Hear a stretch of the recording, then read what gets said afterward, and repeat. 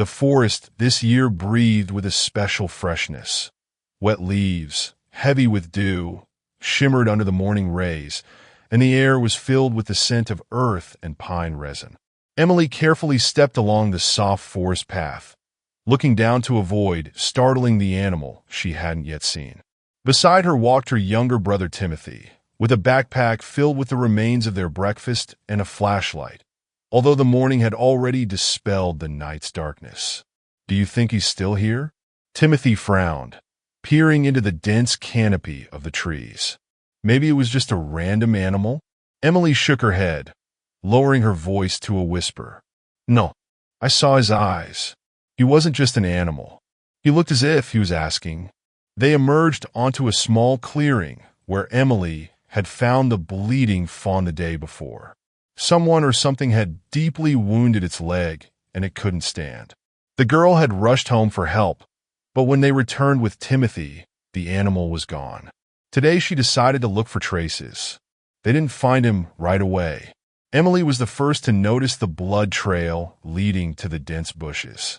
There, under the tangle of branches, lay the fawn, softly moaning. His eyes, dark and huge, met the girl's, and she felt something painful tighten inside her.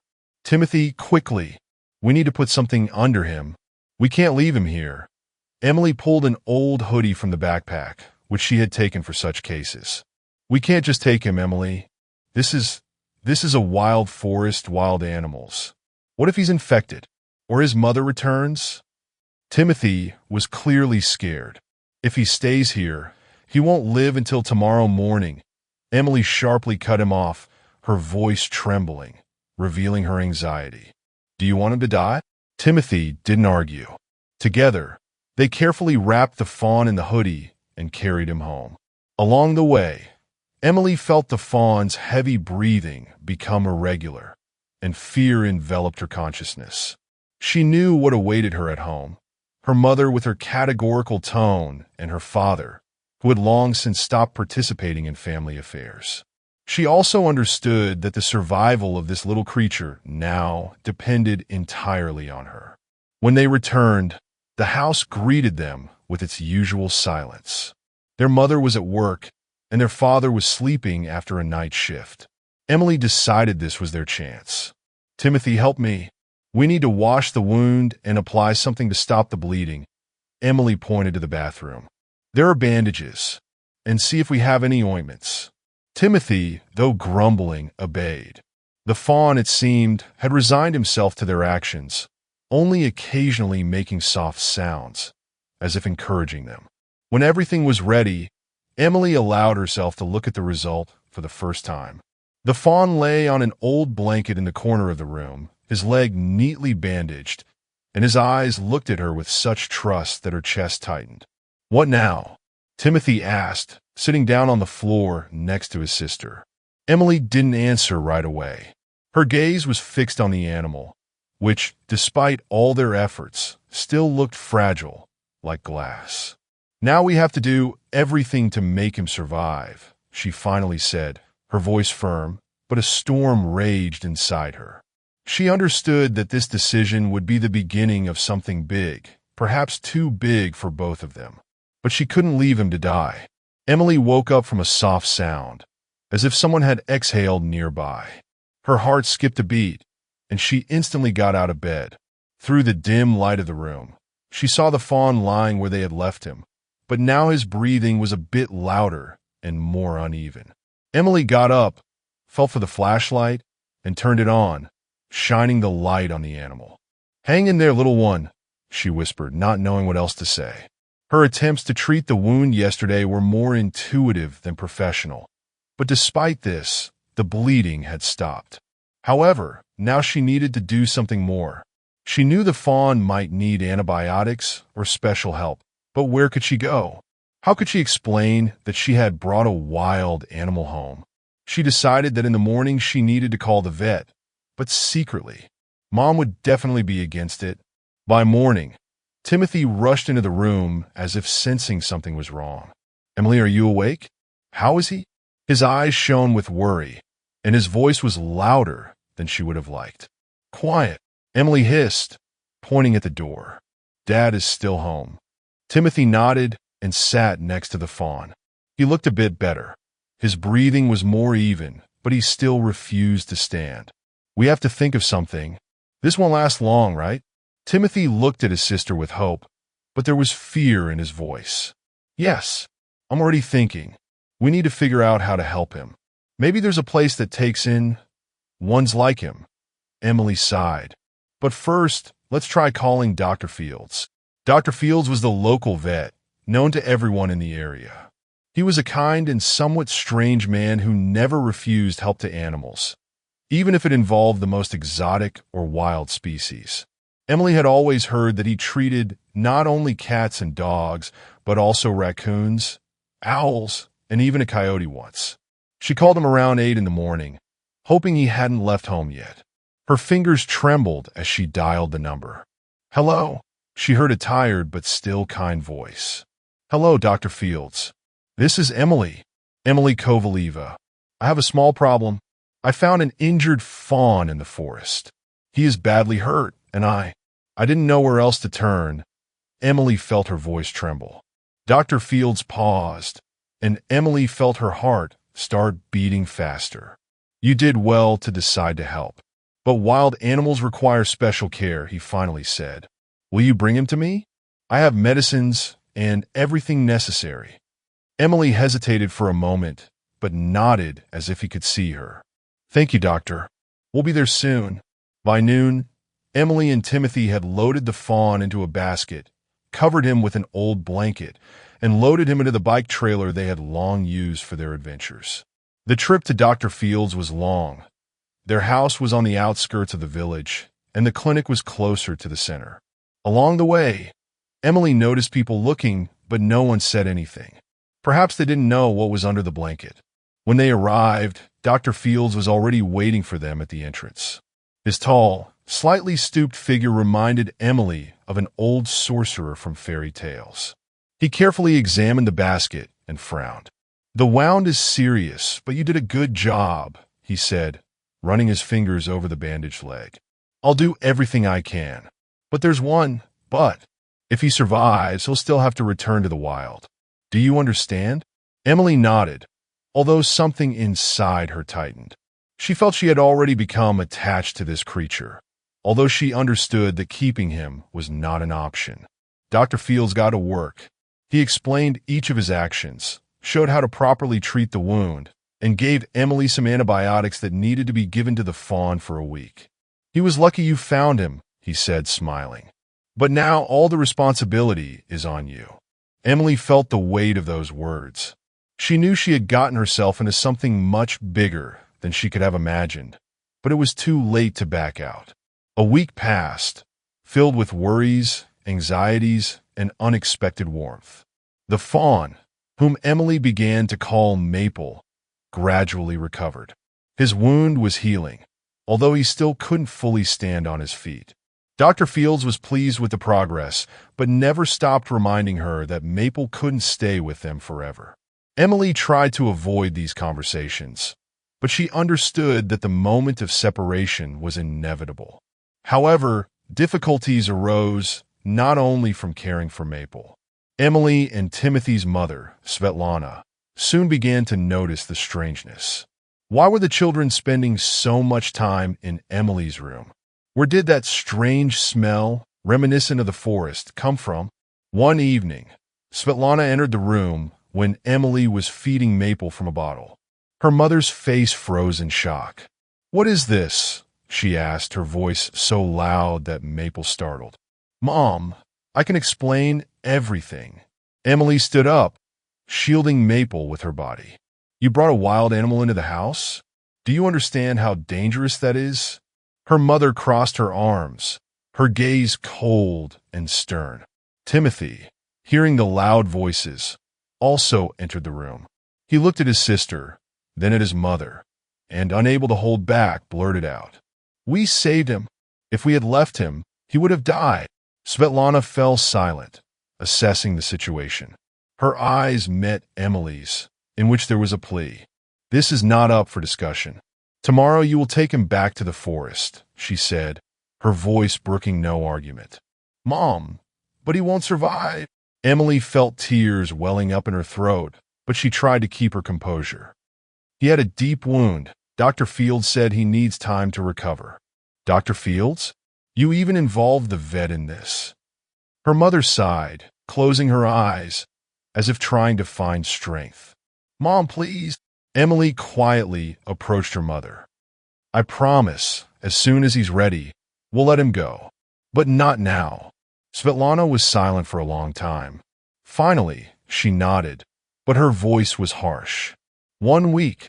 I won't tolerate this any longer." Svetlana kept her word. She didn't interfere, but she made it clear that she didn't support this endeavor. Emily and Timothy tried to keep the situation under control.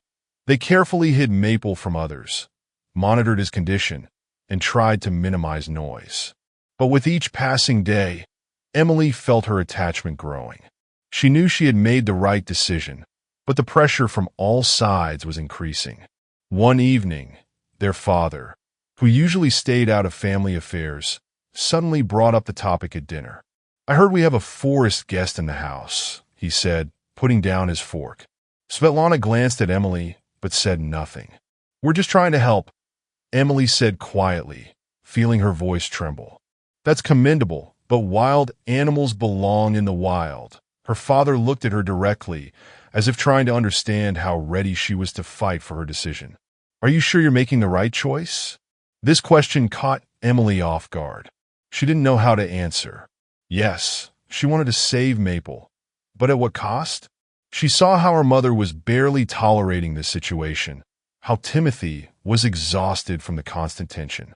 And yet, the thought of letting Maple go while he was still so vulnerable was unbearable for her.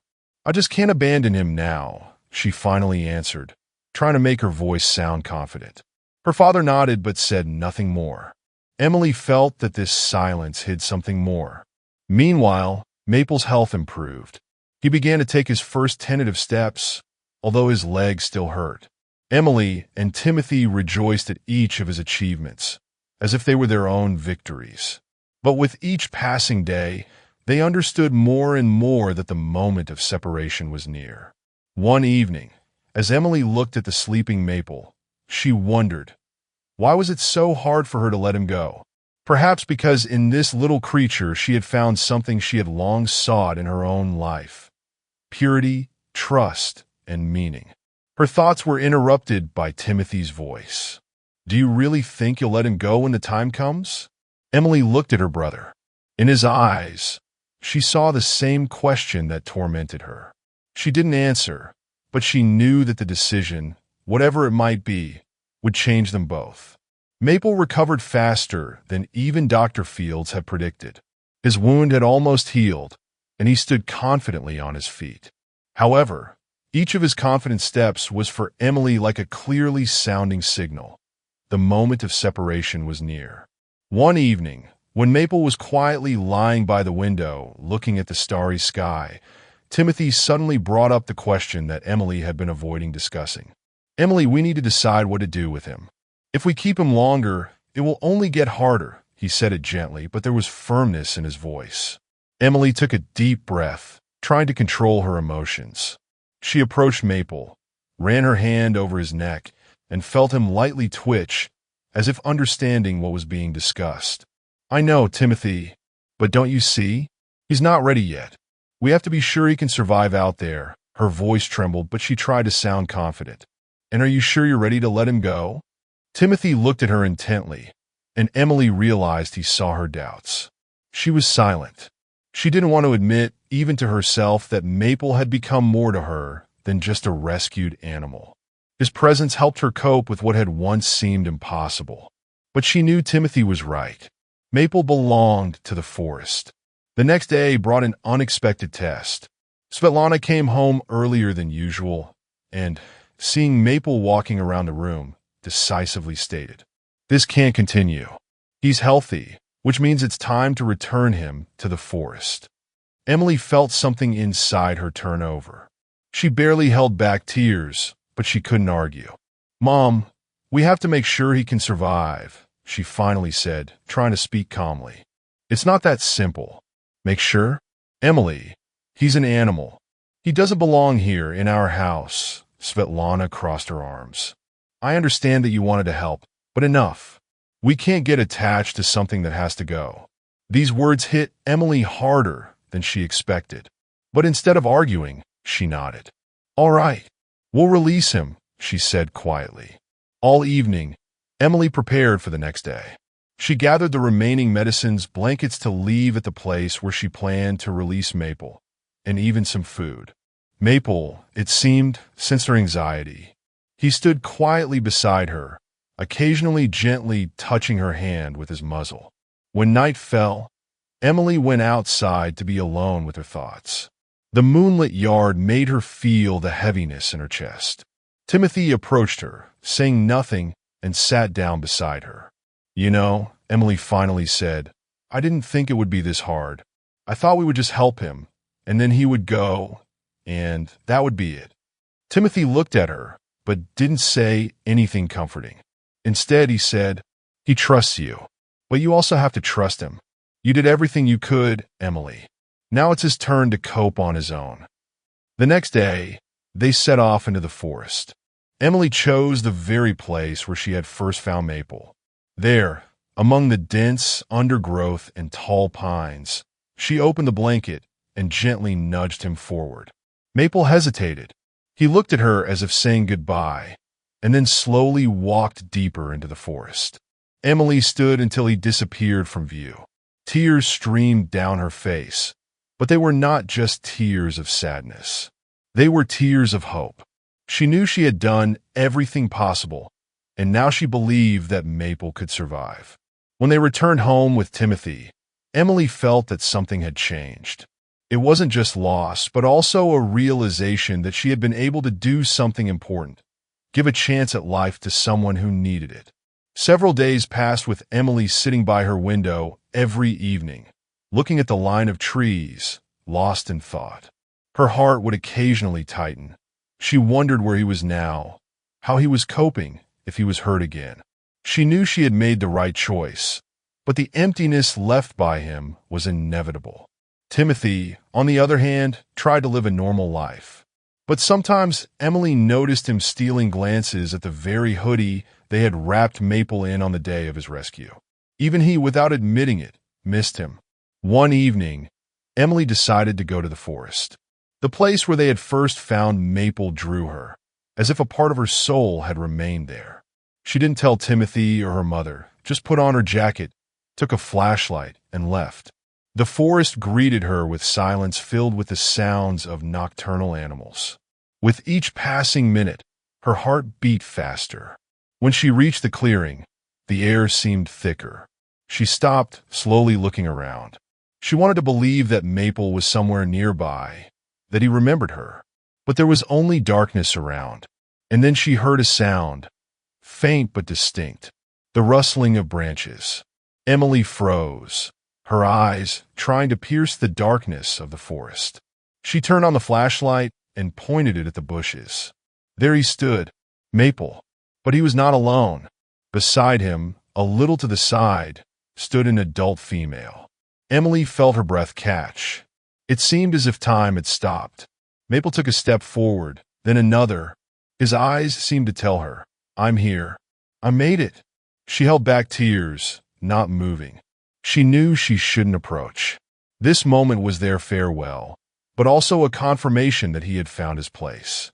Maple paused for a moment, then turned and walked away with his new companion. Emily watched them until they disappeared. When she returned home, Timothy was waiting for her by the window. He glanced at her face and understood what had happened. You saw him, didn't you? He asked quietly.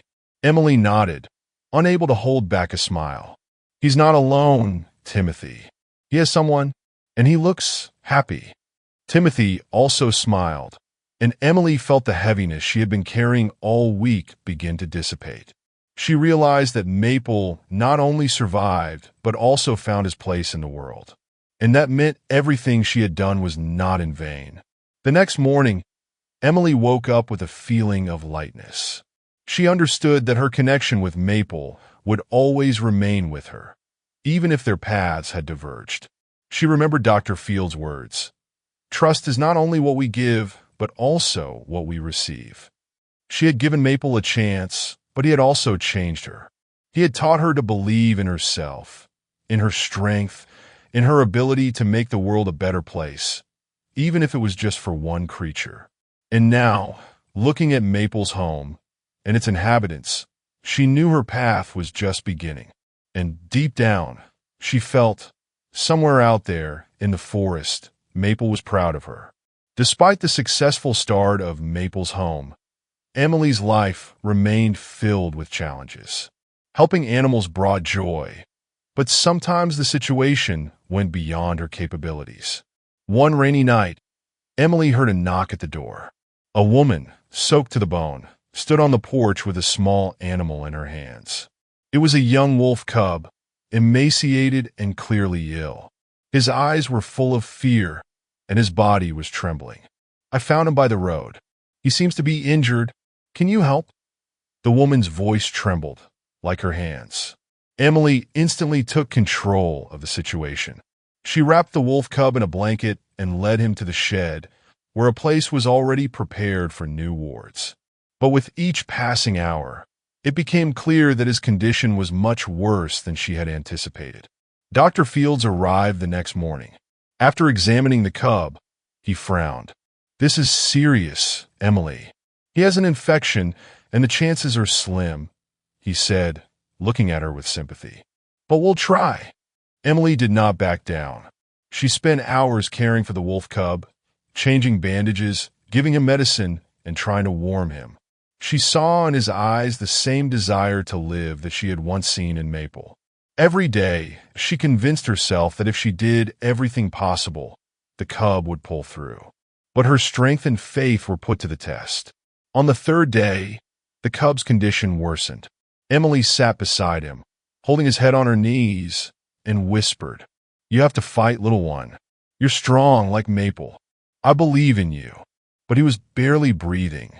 Emily felt helplessness wash over her, a heavy burden on her shoulders. She understood that she couldn't always save everyone, but accepting this was almost impossible. When the cub finally closed his eyes, she felt something inside her break. Tears streamed down her face, and she allowed herself to release all the pain. She felt as if she had let him down, that she could have done more. Several days passed before Emily could return to work. She sat in her room, looking at a photograph of Maple that Timothy had taken before they released him into the forest. This photograph was her reminder of all the good she had already done. Her mother entered the room, gently placing her hand on Emily's shoulder. "Emily, you did everything you could. Sometimes that's just not enough, but it doesn't mean you failed. You gave him a chance to feel cared for. That's a huge success." These words awakened understanding in Emily. She realized that her path would not always be easy, that loss was a part of this work. But she also understood that every chance, every attempt to save a life, even if unsuccessful, mattered. A few weeks later, Emily felt a surge of new energy. She decided to expand her efforts to be ready for more complex cases. Together with Timothy, they equipped the shed as a small clinic where they could provide assistance to more serious patients. Every saved animal now became not just a story, but also a reminder that the struggle for life was worth any effort. Emily knew that the memory of the wolf cub would always stay with her, as an important lesson that sometimes care and love were more important than victory. Her mission continued, and in every new endeavor, she found the strength to go on, inspired by what Maple had once shown her, the true value of life. Spring gradually turned into summer, and Maple's home continued to grow. Emily noticed that her life had changed for the better, not only because of helping animals, but also because of the new connections she formed with people who shared her passion. Neighbors, local farmers, and even teachers from school began bringing her injured animals or offering help. However, one day something happened that brought Emily back to the origins of her story with Maple. One evening, as Emily was setting up a new enclosure, she heard Timothy's voice. "Emily, come quick." Her heart raced. She dropped her tools and ran towards the house. Timothy stood on the porch, pointing towards the forest. Emily peered into the darkness and held her breath. At the edge of the clearing, a group of deer stood slightly beyond their house. Their silhouettes were barely discernible in the gathering dusk, but among them, Emily recognized a familiar figure. Maple. He looked healthy, strong, his fur shining in the fading sunlight. "Is that him?"